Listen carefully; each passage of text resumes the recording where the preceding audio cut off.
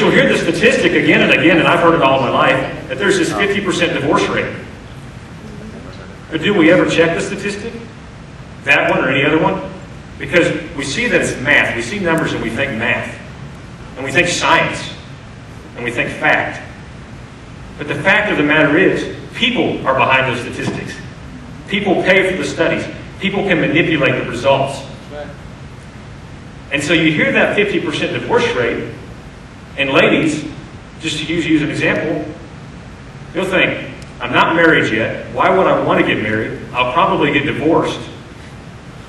I mean, what does a girl do, right? I mean, do I just sit here and read romance novels or watch Twilight or something about 50 Shades of some color?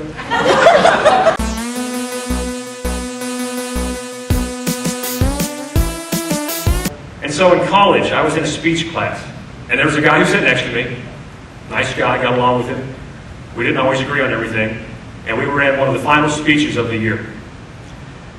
And we had to give a persuasive speech.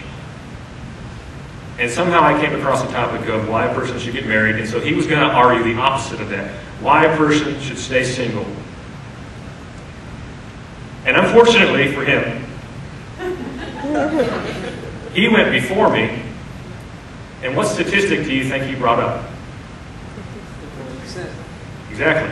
Now, in this instance, I'd kept my mouth shut. I didn't want to give away what I had. So I went up after him.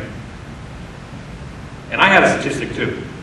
And that was that the divorce rate was actually closer to 33%. It was actually 1/3 of every marriage, not 50%.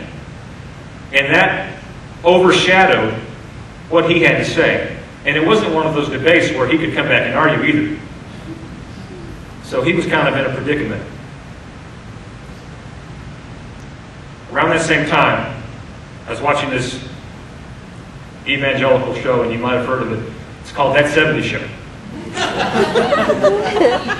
And if you don't know the premise of the show, it's set in the 1970s. Okay, you know the premise without me telling you, but 6 teenagers in the 1970s, and we're supposed to look at it as an audience from the present time and think, that's kind of funny, they were worried about this, they were worried about that, and this is how the future actually panned out. And so it's funny to look back and make fun of them.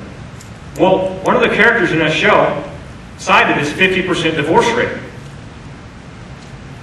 And having already had that debate, having already been annoyed by that 50% statistic that everybody has on the tip of their tongue, I said, wait a minute. At its latest, this episode would have taken place in the year 1979. You need to ignore letting the world predestine you. The divorce rate has not escalated if that statistic is correct. And that's a glass half full way of looking at it. But then you start to wonder, was the person writing it just careless? Did they stick that in, having heard it themselves all of their life? And if they did, they perpetuated the statistic. Or maybe they did not like the institution of marriage.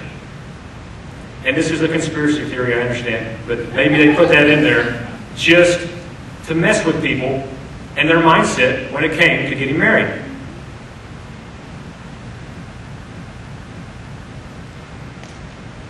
I gave you that 33% statistic. That guy would have given you the 50%.